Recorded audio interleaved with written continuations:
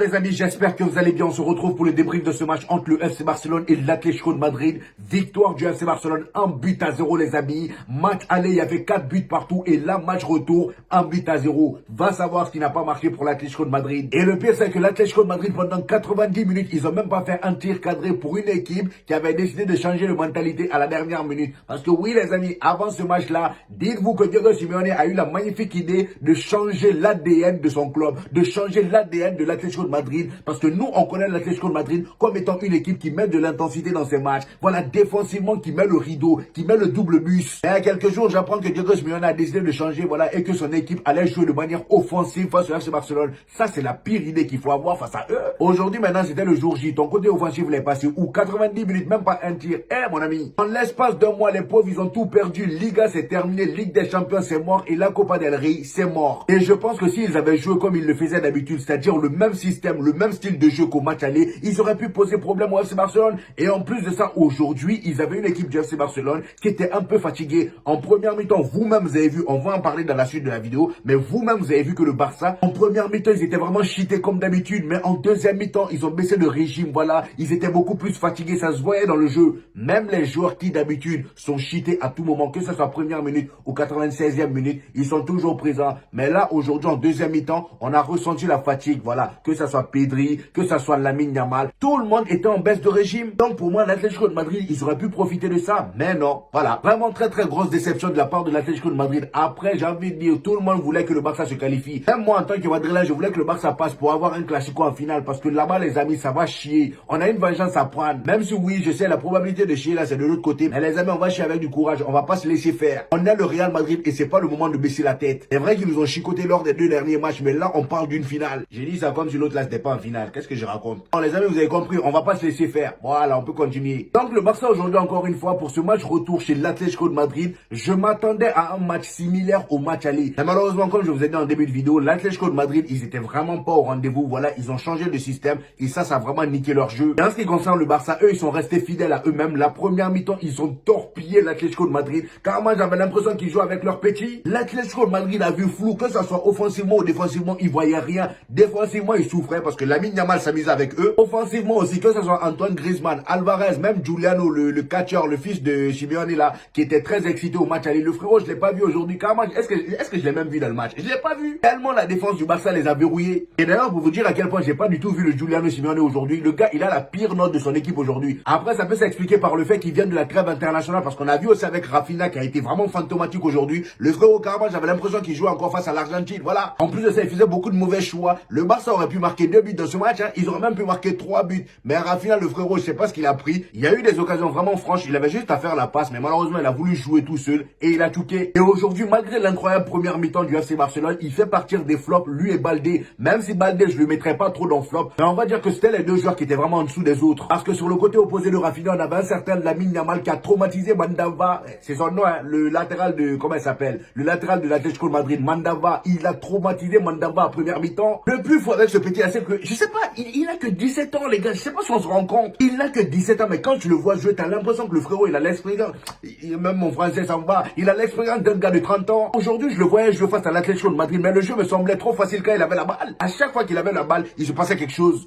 Tellement il était inarrêtable, ils ont commencé à le casser. Surtout en deuxième mi-temps. Julian Alvarez en première mi-temps qui le tirait son maillot de partout. Vraiment, Lamine Yamal, les gars, c'est méchant. On va même mettre son âge de côté parce que si on part sur l'âge, ça devient anormal. À son âge, pour moi, il y a personne qui s'assoit à sa table. Dans sa génération, il y a personne qui s'assoit à sa table, je vous le dis. Certes, il ne marque pas beaucoup de buts, mais le côté qu'il a à faciliter le jeu de ses coéquipiers, les amis, c'est juste monstrueux. Regardez la passe décisive qu'il fait à Ferran Torres aujourd'hui. Ferran Torres aussi, non, Ferran Torres, les amis, lui aussi, il devient quelque chose. Robert Lewandowski a du succès à se faire. On va parler de lui juste après. Vous avez vu la passe que Lamine Yamal lui a fait. Déjà, l'appel de Ferran Torres était juste incroyable. Le gars, ses déplacements ces derniers temps, c'est juste un truc de fou. Lamine Yamal avait le ballon dans la deuxième moitié du camp adverse. Et là, il avait 2 joueurs de l'Atlético de Madrid devant lui. Comment il a fait, je sais pas. À quel moment il a vu, comment ça s'appelle, Ferran Torres s'est déplacé, je sais pas. On dirait qu'il a un rétroviseur sur les oreilles. On dirait qu'il a un rétroviseur sur les oreilles. Il t'a lâché une passe. Voilà. Ferran Torres est parti. Il est rentré entre les joueurs de l'Atlético de Madrid. Il récupère le ballon et il part placer le but. La finition est au rendez-vous maintenant. Dites-vous que c'est son 16e but, toute compétition confondue. Et en Copa del Rey, c'était son 5e but en 4 matchs, les amis. Est-ce que vous vous rendez compte? Là, on parle de Ferran Torres, hein.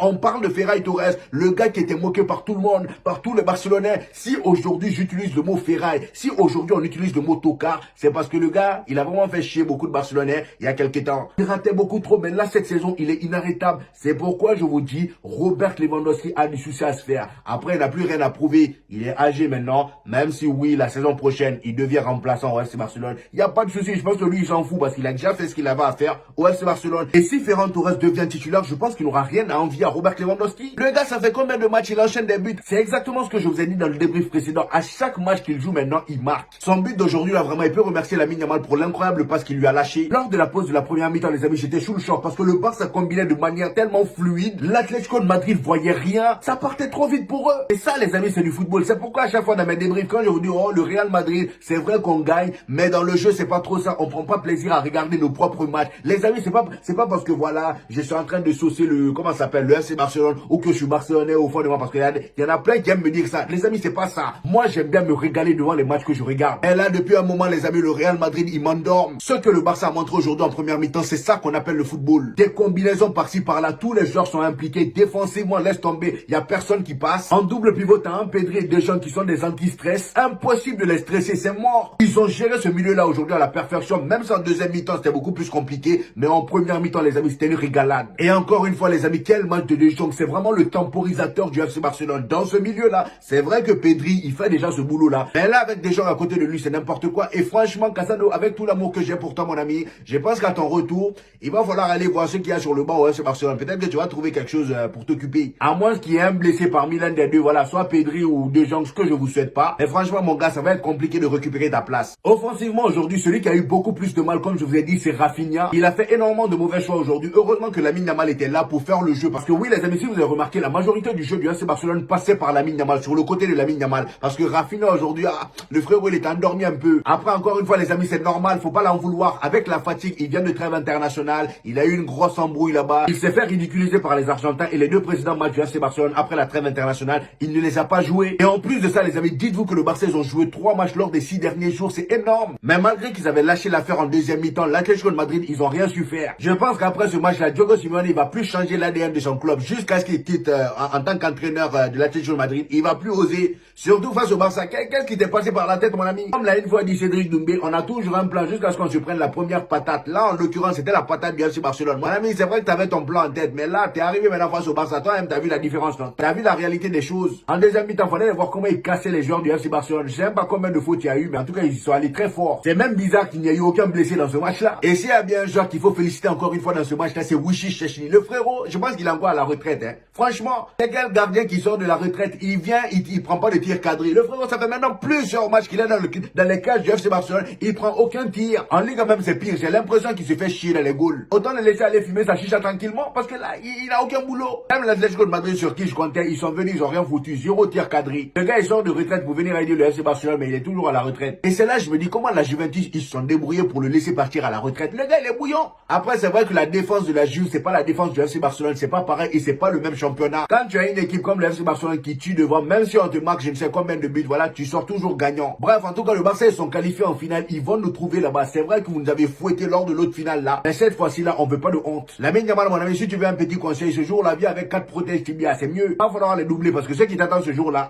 t'es pas prêt. Parfois, moi aussi, je parle avec une certaine confiance. Qu'est-ce qu'il attend? Kamavinga, Lucas Vasquez. En ce moment, chez nous, là-bas, défensivement, c'est la crainte totale. Après, j'espère juste que d'ici le Classico, il y aura des retours de blessures. Parce que là, les amis, le Real Madrid que j'ai vu hier, là, j'ai dit ça, je dis rien. C'est pas pour dénigrer mon club. Je vous aime de tout cœur. Mais vous n'avez pas intérêt à nous faire honte ce jour-là. Je vais repréparer mes mouchoirs. Mouchoirs que j'avais préparés lors du match précédent. Les 2 matchs précédents même. J'avais préparé ce mouchoir-là pour consoler mes voisins barcelonais en cas de défaite. Malheureusement, je l'ai utilisé moi-même. En tout cas, chapeau à Hansi Flick qui a réussi à instaurer un football vraiment agréable à regarder dans cette équipe du FC Barcelone. Je me rappelle, il y a quelques années, les amis, le FC Barcelone, tellement il galérait. Dites-vous, on voyait même des Gérard Piqué jouer en pointe. Et toute cette période-là est passée pour vous dire. Les Barcelonais aussi, ils ont souffert. Vous méritez ce moment-là. Parce qu'aller jusqu'à mettre Gérard Piqué en pointe, c'est que c'était vraiment de la haine. Et là, aujourd'hui, j'ai une vraie équipe type avec que des jeunes. Voilà, des jeunes, des bébés qui sortent du centre de formation. Oh là là, c'est trop beau à voir. Donc voilà, les amis, c'était mon avis sur ce match. J'espère que vous avez kiffé la vidéo. Dites-moi en commentaire ce que vous avez pensé du match. J'hésiterai pas à vous répondre comme d'habitude. N'oubliez pas le petit pouce bleu qui fait toujours plaisir, les gars. Ça aide au référencement. Pour ceux qui viennent de découvrir la chaîne, ici, on fait des vidéos débriefs des matchs du FC Barcelone et du Real Madrid. Et quand il n'y a pas de match, on fait des vidéos actualités. Donc abonnez-vous pour ne rien rater. Et on se dit au prochain épisode, les gars.